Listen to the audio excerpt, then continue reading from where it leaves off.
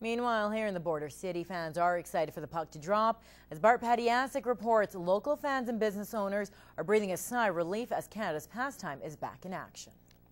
Get all the way down there with it. Right to the net. Jeff Ribbett spent this afternoon at Bud Miller Park getting his hockey fix with his son.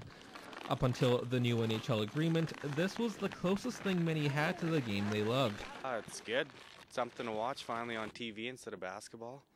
And football's coming to an end, so now it's something to watch. For him, the last 4 months were tough to get through without NHL hockey. Trying to keep myself busy, nothing to watch on TV, except for Duck Dynasty.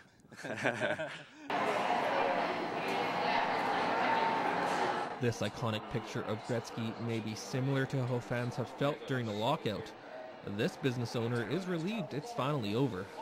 We coped. We have NFL season. We're giving away jerseys, helmets every Monday and Thursday. So, you know, we made it work, but we're a hockey country, and it was a little disappointing not having our national sport. The Canadian Brew House says they're ready for the puck to drop. You know, the last few years we've given away Oilers jerseys at every game. You know, we've got horns, sirens that are installed in the store already for hockey. So we're just anxious to wipe the cobwebs off of that and get that going for the first game of the season here. While happy the game he loves is back, Rivet still wants the league to know he doesn't like the way it was handled in the first place. It'd be good if the fans would boycott it for a day and opening game day, let them play in empty rinks, and I don't know, they never thought about the fans for the last 4 months. Bart Pontiacs, Newcap News. Area emergency crews are on the scene of a crash involving as many as 5 cars. Now, it happened around 5 p.m. on Highway 16 near Kitsgotty. We have a crew on scene and we'll have the latest as it becomes available. Meanwhile, a car crash on Highway 881 has prompted RCMP to close the road for most of the day. The highway has reopened at kilometer marker 159, but kilometer marker 120 is down to 1 lane. The area is expected to remain partially closed until the early morning hours. Traffic is being stopped at Conklin. RCMP say Lac La Biche County area highways are covered with snow and black ice, and travel is not recommended at this time. A new Angus Reid poll shows Saskatchewan residents are quite happy with their government leader.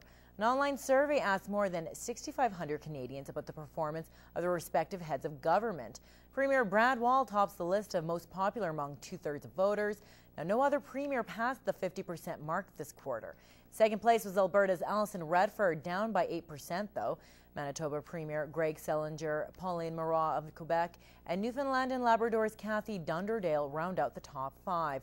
Now, the lowest approval rate this month was outgoing Ontario Premier Dalton McGuinty with 23% approval. An exciting time for local snowboarders and skiers this weekend. After some delay, Mountjoy is now open to the public. Kyle Galver has more on opening day.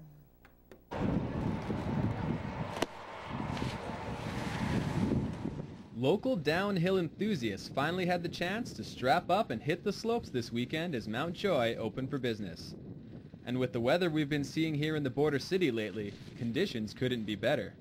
Well, we have had the best snow that we've ever had in a long time. It's awesome. It's great out here. There's lots of snow.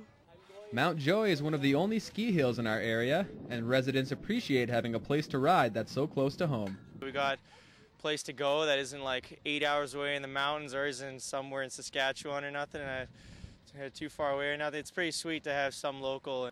The hill expected to be running by December, but a few delays pushed the opening to Saturday. If the packed parking lot was any indication, people didn't seem to mind the later start. It was excellent to see so many people come out on the first day. We had some hiccups with our equipment. It's not new stuff, but we got her going and we're really glad to be open and running now. I think it's awesome just to be able to like sleep in till noon and come out and just be able to ride. You know, they got some rails out here and like even a T-bar net for the little guys. As for the ski hill, it's run mostly by volunteers who make sure equipment is properly maintained and running smoothly. I think it's awesome that like the community just gets together, all the local shops just help out, and they don't get paid for it, you know, it's their time. They come out on the weekends and make sure these kids can ride. And if you're just starting out, you can get a lesson from a certified instructor. It's fun to watch them turn from like they don't know anything to super passionate snowboarders, and it's pretty rewarding. For more information, check out their website at www.mountjoy.ca. Come out to Mountjoy. It's a blast. I don't know. Kyle Gallagher, Newcap News. And in the AJHL, the Lloydminster Bobcats were at home for the first time in 2013 last night. Kyle Tapp behind the bench at home for the first time since becoming interim head coach for the Cats. He was taking on old Bobcats bench boss Brian Curran, making his return to Lloydminster after leaving in the offseason. Also returning was former Cats D-man Mitch Gartner, who had a bit of a temper early on, trying to get Jason Wark to drop the gloves. 3 other former Bobcats suited up for Drumheller in this contest, with Gartner and Tyler Kerner both wearing A's for the Dragons. 1-0 Lloydminster early on when another former Cat, Brighton Mills, gets a breakaway. Can't finish it off, though. Minutes later, the Dragons go on the power play. Mills blocks the shot and has a gaping net to bury it in, tied at 1 after 1. To the second frame, Jason Wark gains the zone and fires one past Gartner and goaltender Adam Bukaboom. Home team up by 1. With 6 minutes to go in the period, Eric Terrian's shot provides a juicy rebound. Colton Anderson calmly sets up Braden Crone. The Cats are up 3-1 heading into the final period. So in the third, Jason Wark looking to put another one on the board, pulls some sweet dangles, but can't find the net. But shortly after, Kelvin Waltz does snipe one on the power play. Cats starting to run away with that game until on another Bobcats power play, Brighton Mills pots his second of the game. It's 4-2 with 13 to play. But Austin McDonald puts an end to the comeback attempt, scoring on his own rebound. The Bobcats go on to the 6-3 victory. A sweet win for Bobcats fans who saw Curran leave this offseason, but maybe less so for the actual players, as there were only 4 Bobcats from last year's squad dressed for Lloydminster last night, the same number that were dressed for Drumheller. Either way, the Bobcats are on a tear right now. With more on that, here's Kyle Gallagher.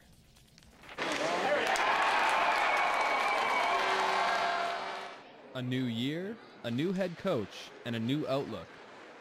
The Lloydminster Bobcats started off 2013 with a bang, picking up back-to-back wins versus the Camrose Kodiaks and Drumheller Dragons over the weekend.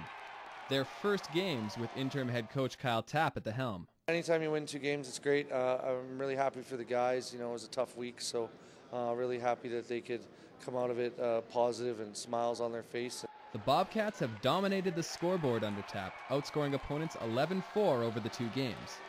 It's been a full team effort as 8 different players have hit the score sheet, and goaltender Chase Martin has been outstanding, stopping 65 of 69 shots. A simple game plan has been credited with the success. You know, with only 2 practices, we had to come up with something simple that we could use that could get us through the weekend. Yeah, it's been a lot of changes, but Kyle's leading us in the right direction. We've changed a lot of our systems, and it's been paying off. The Bobcats have also grown stronger as a team. Despite being down a few players late in Saturday's game, they gave everything they had in a physical affair against the Dragons. And the guys stuck together and blocked a whole ton of shots and took a whole whack of hits. We had forwards playing D. It was a complete team effort.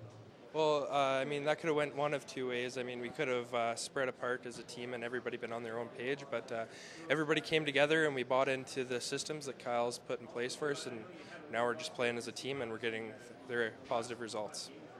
With the wins, the Bobcats are out of the AJHL basement for the first time this season and have a renewed confidence as they make a playoff push in the second half of the year. We've got a long way to go. We still believe we're going to make the playoffs, and if we get in, I think teams got to watch out. Kyle Gallagher, Newcap Sports. And elsewhere in the AJHL last night, the Pontiacs did the unthinkable. Bonnyville handed Brooks just their 2nd loss of the season. Tyler Santos stopped 31 shots plus 5 of 6 shooters in the shootout, while Spencer Fu scored in regulation and the game winner to knock off the league's top team. That's your first look at Newcap Sports. Stay tuned for more news and weather after the break. A night after dropping a 4-2 game to the Wainwright Bisons, the Bandits were on the road again, taking on the Killam Wheat Kings. The Bandits beat the Wheat Kings for the first time in 5 tries this year. It was a very important game for Lloydminster as they moved 2 points above Killam and Vermilion with the regulation win. They are still 7 points back of Wainwright for top spot in the South. The Lloydminster Universal Heat took on the Fort Saskatchewan Rangers today. The last time these two teams met, the Heat needed 2 goals from Cole Johnson in the final minute to win it 6-4. Today, there was no questioning who was going to win the game. The Heat steamrolled the Rangers 12-1 to stay 19 points ahead of second in the division. And the Rohan Rage kept their incredible run alive last night with a 1-goal victory over the last place Spruce Grove Saints. The Rage have won 7 in a row and have not lost since November 11th. Absolutely crazy considering the team didn't win back-to-back games this year until the streak started. Their undefeated run has brought them now into sole possession of first in the North.